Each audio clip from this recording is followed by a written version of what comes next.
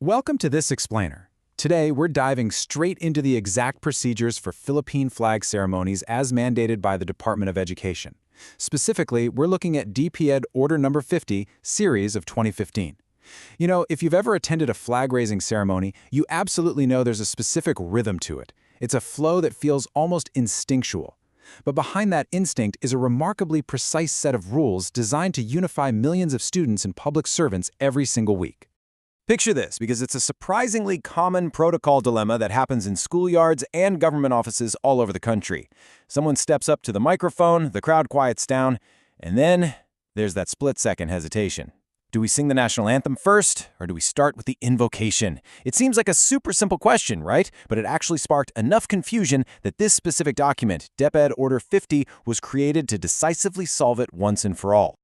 To get a crystal clear understanding of how this works, here is our roadmap.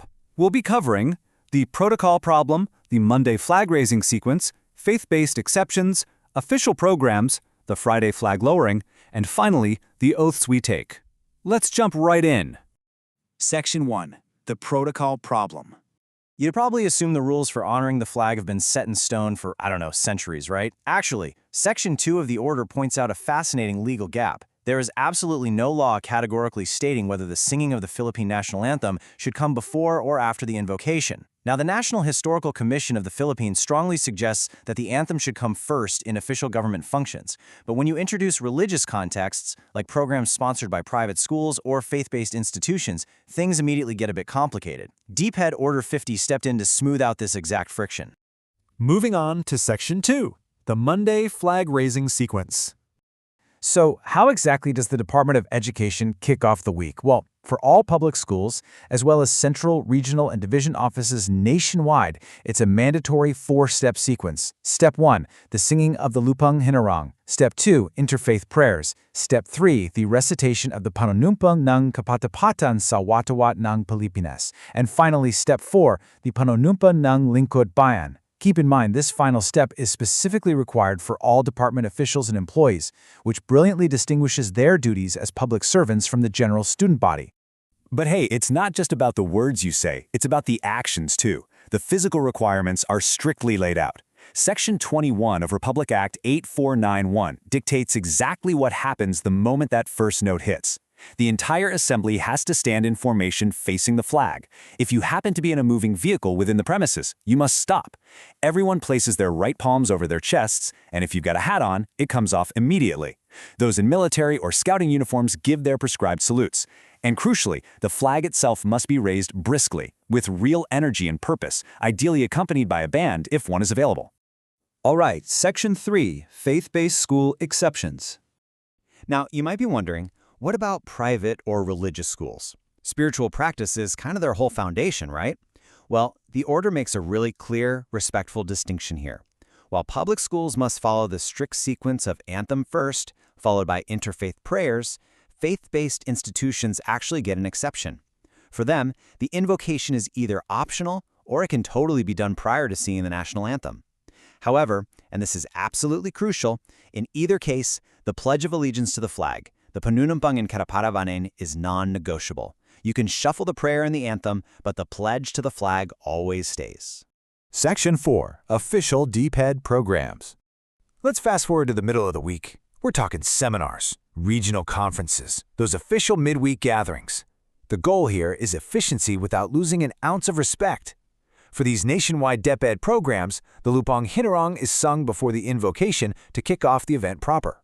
But here is the major time saver. The Panunumpa ng Katapatan and the Panunumpa ng Lingkod Bayan do not need to be recited. It's a really practical rule that properly honors the nation but skips the extended pledges meant for those formal Monday morning assemblies.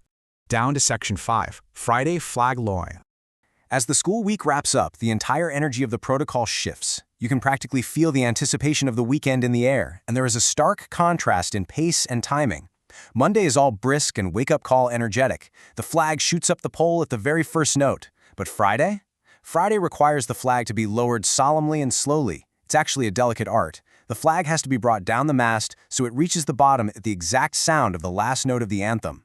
With simple, dignified music, it creates a moment of reflection, a quiet closing to a busy week of learning and service. And finally, Section 6. The Oaths We Take. To really ground all these procedural rules in their actual civic purpose, Enclosure 1 gives us the official text of the Universal Pledge to the flag.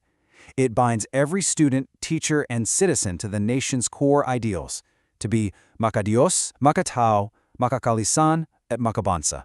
By laying out the exact text, the department guarantees that whether you're standing at a tiny rural schoolyard or the central office in Pasig, the promise you're making is literally identical. Then we have Enclosure 2, which provides the Panunumpa ng Lingud Bayan. This one is a stark, highly specific oath specifically for DepEd employees.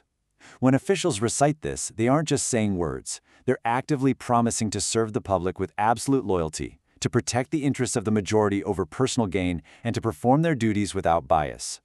It completely elevates their job from just a profession to a solemn public trust.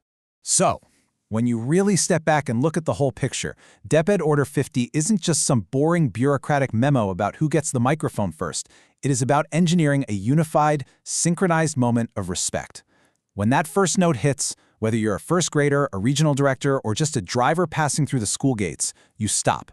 You place your hand over your heart, you join a massive collective pause. It kind of makes you wonder, doesn't it?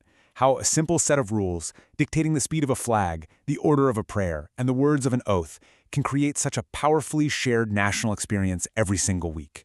Next time you hear that familiar first note echo across a courtyard, take a second to think about the millions of others standing at attention right there with you. Thanks for joining me on this explainer, and keep asking the fascinating questions behind the things we do every day.